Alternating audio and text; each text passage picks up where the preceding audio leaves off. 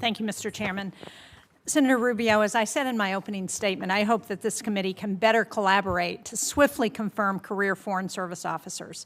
These are patriotic Americans who have served under both Democratic and Republican administrations, and they work to advance U.S. national security interests. Delays and vacant posts hurt America's interest. I know you agree with that because we've had that conversation. But will you commit to working with Chairman Risch and me to prioritize the advancement and confirmation of career State Department officials? Well, the answer to that is yes, but I would also point to this fact that I think we're going to begin by prioritizing. We're going to look at what are the key issues in the world. There are obviously every post in the world is important or it shouldn't exist. And then the question is which are the ones we bring to you first, and those are the ones that I think are most critical. So obviously, I think you'll see our nominees for the deputy posts, which are critically important, all the undersecretaries as well. And what I've endeavored to do is we interview and identify people, and I believe I've met with and interviewed most of the candidates for those top posts, is I want to bring you people that are three things. Number one, are aligned to the mission. I think that's critically important, whether they be Foreign Service officers. I'm not talking about political alignment. I'm talking about alignment with the mission that we've outlined for American foreign policy, which is one of the things that I think has hurt the State Department under numerous administrations, is sometimes the mission, or what it is the core mission of the department has not been well defined. That's on us, and it's our obligation to define that. So number one, aligned to the mission. Number two, the capability to do the job. And I can tell you now that in my entire service on this committee, which spans 14 years, we always had fellows from the Department of State, I believe all of whom are still in the service of our country. And I intend, because I know them and I've worked with them, to utilize their skill sets in the department. And in fact, a couple who we hope will be returning home soon from foreign postings to work with us at the State Department closer to my office. But the point is that we want to have people that are highly capable, both those who we bring from what they call political appointees, but also those that are promoted from within the Foreign Service. And then the third are people that we can get through the committee, because time is of the essence. Now, you may not agree with all their views, whether they be Foreign Service officers or whether they be political, but I think it's important and we're not going to exclude someone just because we think that maybe they're going to have a rougher confirmation process than someone else. But I do think it's important that we have people in these positions as quickly as possible, and having served for 14 years on that side of this room, I understand that one of the things we can do to help expedite that is to bring you people that will do a good job, who are qualified for the job or mission aligned, but also that can move through this process quickly enough so that they can be at post and begin to fulfill their duties. If I have to wait a year to get them in place, well, I'm not sure on some of these issues we face today we have a year to wait. I certainly agree with that, and I appreciate your focus on mission and qualifications, because I think the committee will be looking closely at that. I want to go now to NATO, because in 2023, Congress overwhelmingly passed the bipartisan Kaine-Rubio provision prohibiting any president from withdrawing the United States from NATO without Senate approval or an act of Congress. Will you commit to adhering to Senate approval or an act of Congress as required under that law that you authored if President Trump attempts to withdraw the U.S. from NATO? Well, first let me say that President Trump has appointed an ambassador nominee for NATO, which clearly indicates his role to engage in that. Second is the law is what it is.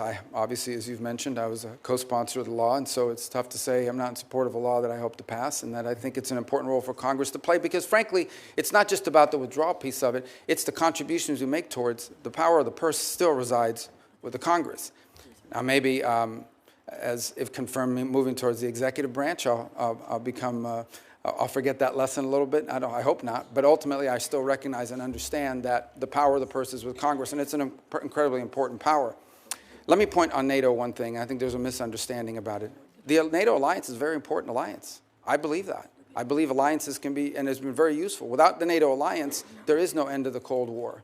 In fact, without the NATO alliance, it's quite possible that much of what today, at the time, today we know as Europe, would have fallen victim to aggression. But what's important for the United States is not just to have defense allies, it's to have capable defense allies, allies who are capable of defending their region.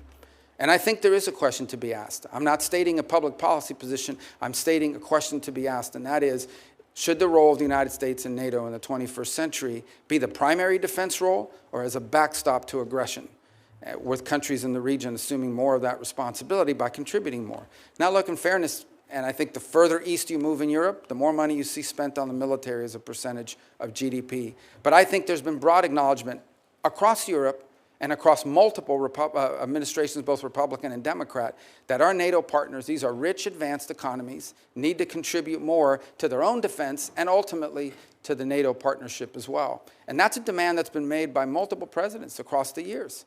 And the fact that that is true has been revealed by what's happened with Ukraine. Look at the ramp up in defense spending and the industrial capacity of multiple countries in Europe as a result of an armed conflict. Imagine if that capacity had been there before, it quite possibly might have had a deterrent effect as well. So I think it's important that we have alliances, but we have to have alliances with strong and capable partners. And not those who sort of have viewed the U.S. and the NATO defense agreement as an excuse to spend less on defense and more on some domestic needs. We have domestic needs too. These advanced, rich countries in Western Europe have enormous safety nets programs that they fund. We have domestic needs as well, but they've been able to divert or grow those programs because they don't have to spend as much on defense as we do as a percentage of our overall economy. And that dynamic needs to change. And I expect that President Trump will continue to forcefully make that point.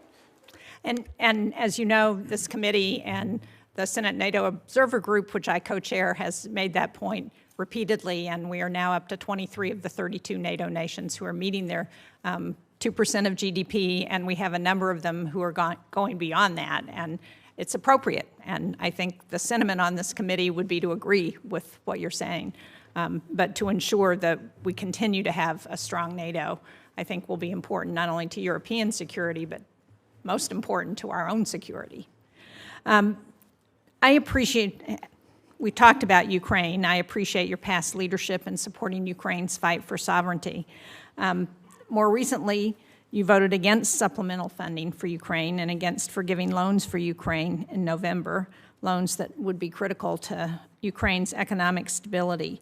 So can you talk about how your views on Ukraine have developed and where you are now, and what you think is important for us to do in order to ensure that there is the strongest possible negotiating position if Ukraine and Russia do get to the negotiating table? Sure. First, let me point out, although I'll still speak to my view of the process, that I voted against that bill because I said I would not vote for a bill unless it addressed the crisis at our southern border as part of the overall arrangement. That was not done, and so I voted against it. That said, here's my view of a situation. Once this war became what we now know it is, and that is a war of attrition, a stalemate, a protracted conflict, the dynamic on that situation has changed. It has. And I believe, and I think that this echoes with the president. Let me first echo the president's words and what he said in an interview about a year ago. He was asked about the war in Ukraine. He says, I want the dying to stop. I want people to stop dying. I want the killing to stop. And frankly, I don't know how anyone could say they don't. The destruction that Ukraine is undergoing is extraordinary. It's going to take a generation to rebuild it. Millions of Ukrainians no longer live in Ukraine. And the disruption, that means how many of them are going to come back, and what are they going to come back to? Even as I speak to you now, the Ukrainian infrastructure and their energy infrastructure is being decimated in ways that are going to cost hundreds of billions of dollars to rebuild over the next decades. So this is an important conflict, and I think it should be the official position of the United States that this war should be brought to an end. And the question becomes, what role can we play? And I think the first is by making that abundantly clear. And my differences with the Biden administration throughout this process is that they never clearly delineated what the end goal of the conflict was. What exactly were we funding? What exactly were we putting money towards? And on many occasions, it sounded like however much it takes for however long it takes. That is not a realistic or prudent position. The truth of the matter is that in this conflict, there is no way Russia takes all of Ukraine. The Ukrainians are too brave and fight too hard, and the country is too big. That's not going to happen. It's also unrealistic to believe that somehow a nation the size of Ukraine, no matter how incompetent and no matter how much damage the Russian Federation has suffered as a result of this invasion, there's no way Ukraine is also going to push these people all the way back to where they were on the eve of the invasion, just given the size dynamic.